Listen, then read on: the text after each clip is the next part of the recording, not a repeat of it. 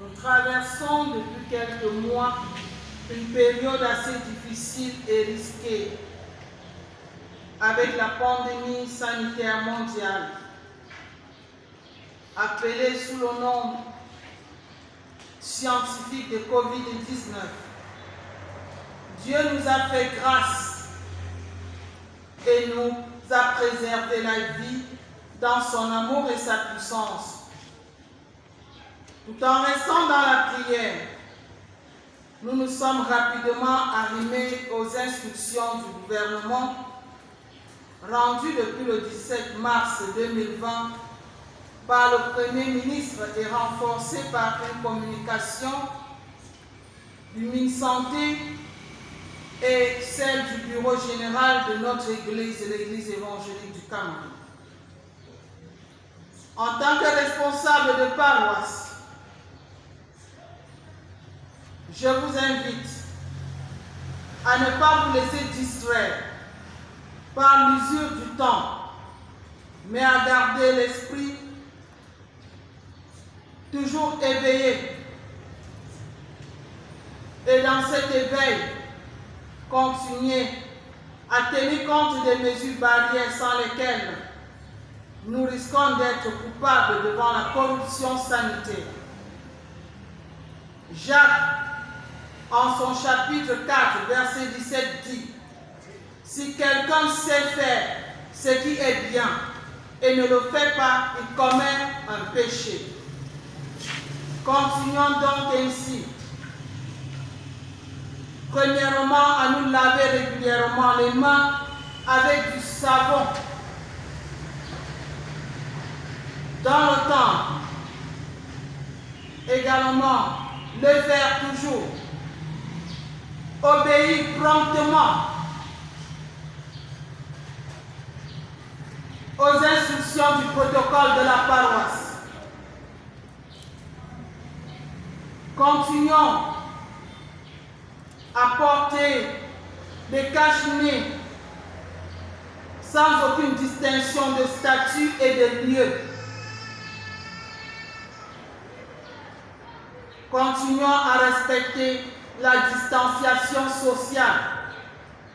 C'est pour cela que dans le temps, vous ne devez pas vous comporter comme des animaux. Quand vous entrez, observez. Si vous êtes proche de quelqu'un, éloignez-vous.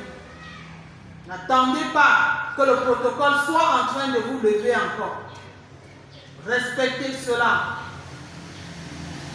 Évitez les attroupements et tous les lieux à risque.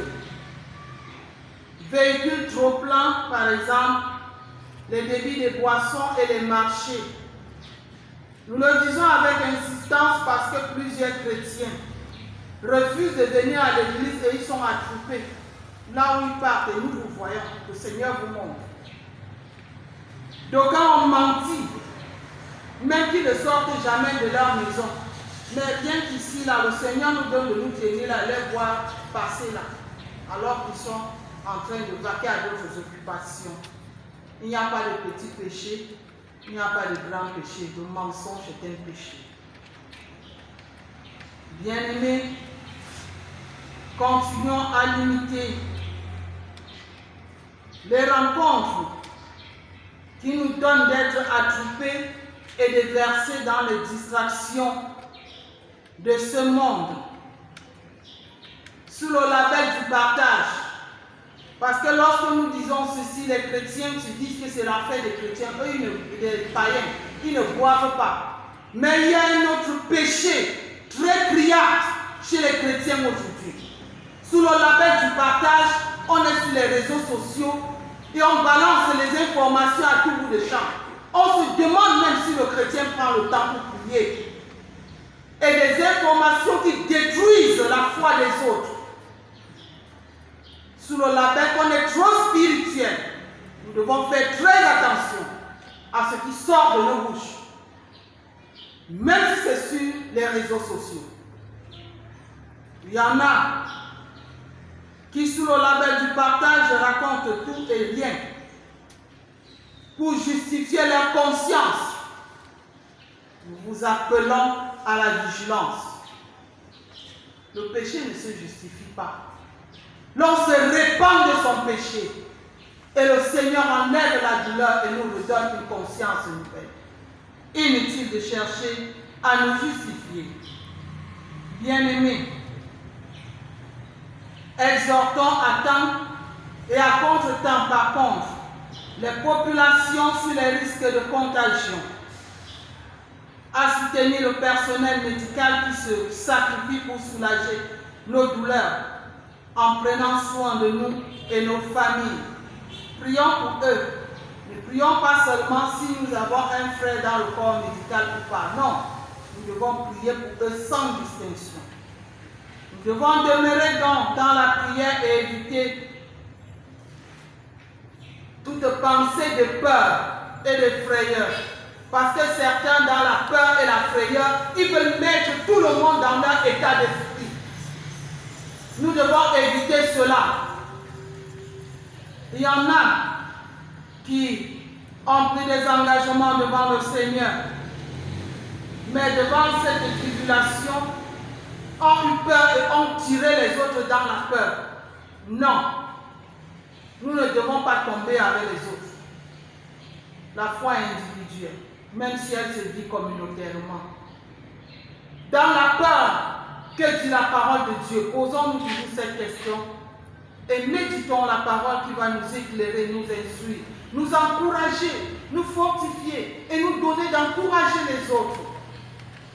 Et cela sera pour la gloire de notre Dieu et pour notre plein épanouissement en nous tous. Nous voulons rappeler aux uns aux autres que nous, les pasteurs, nous sommes toujours là. Les prières matinales, les études bibliques le mercredi, nous sommes là. Nous continuons à recevoir les chrétiens, mais par téléphone, pour ceux qui ont assez peur et qui ne peuvent pas approcher. Et nous disons encore merci à ces quelques bien-aimés qui ont compris toutes ces difficultés que nous pouvons endurer et ont volé au secours de la communauté tout entière. Il y a une sœur qui, étant ici, a reçu du Seigneur ce désir-là de contribuer en nous offrant les sceaux. Et nous en avons deux.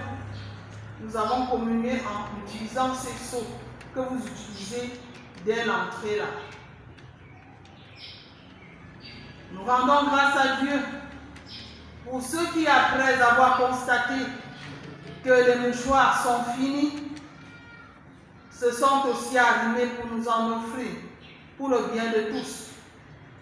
Nous bénissons également le nom du Seigneur, parce que ce matin, il y a un bien-aimé qui nous a apporté 50 cache-nez. Et nous rendons grâce à Dieu. Nous bénissons le nom du Seigneur pour chacun de vous qui, d'une manière ou d'une autre, a pensé aux serviteurs de Dieu, que nous sommes tous les deux dans cette communauté, en veillant à ce que nous ayons également un grain de riz pour mettre sous la dent. Nous bénissons le nom du Seigneur pour vous tous qui avez chargé vos maisons et qui vous êtes retirés. Et aujourd'hui, vous êtes à nouveau là. Tout est grâce. Et nous disons merci au Seigneur.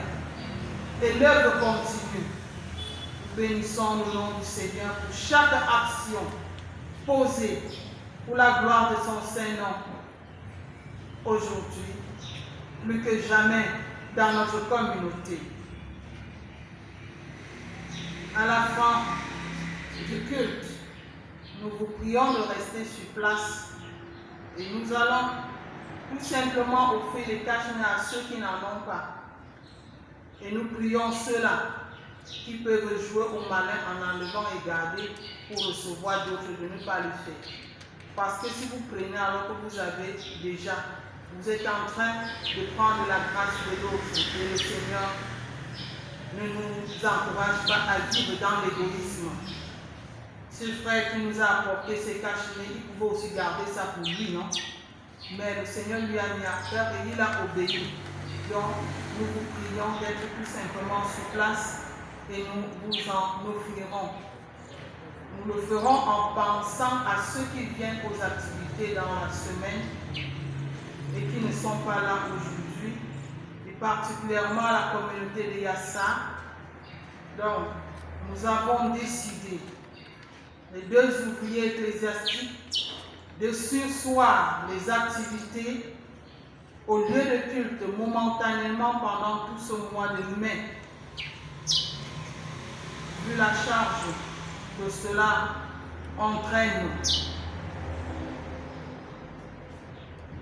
et étant donné que nous ne sommes pas toujours sur place pour veiller à certaines choses, et ce lieu de culte se trouve dans un établissement scolaire, nous avons pris cette décision au courant de la semaine. Voilà ce qu'il en est pour certains détails. Nous pensons qu'il y a des élites qui peuvent en être au courant et nous espérons et comptons sur leur sens des responsabilités pour gérer cette information. Nous vous remercions. Qui fait bon à ton service, Jésus, Jésus, mon sauveur, qu'il est doux le sacrifice que t'offre mon cœur. Prends, oh Jésus,